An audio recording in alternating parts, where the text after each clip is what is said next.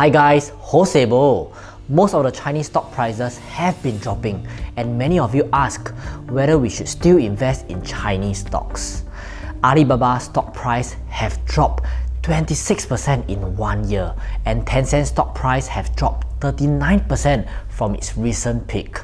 Although stock prices are dropping, based on the recent earnings report, both Tencent and Alibaba business are generating profits and cash flow every single day. So in this video, I'll be sharing with you the current situation and whether we should still invest in Chinese stocks.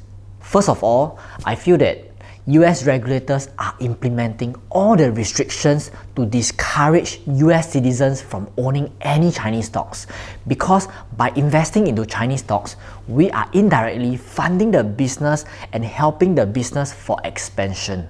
That is why the SEC is finalizing the rules for delisting of Chinese companies that do not comply with US auditing requirements. And the recent news mentioned that Chinese IPO must provide additional risk disclosures. All these new rules are obviously giving Chinese companies more obstacles and hurdles to list in the US stock exchange.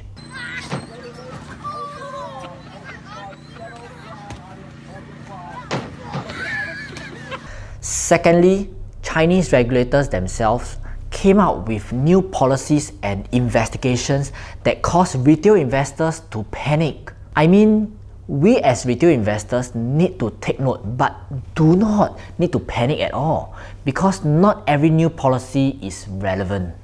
Okay. For example, the Chinese regulator blocks Tencent's $5.3 billion video games merger, and this causes some investors to panic.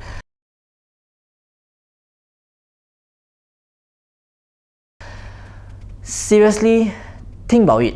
Whether there is a merger between the two video game streaming sites, Huya and Douyu, Tencent's day-to-day business is not affected at all. Just that if the merger goes through, the value of the company increases. But this type of news has caused many retail investors to panic in the stock market, and this has caused both Alibaba stock and Tencent stock valuation to reach near all-time low. Currently, Alibaba PE ratio is only 23 and Tencent PE ratio is only 22.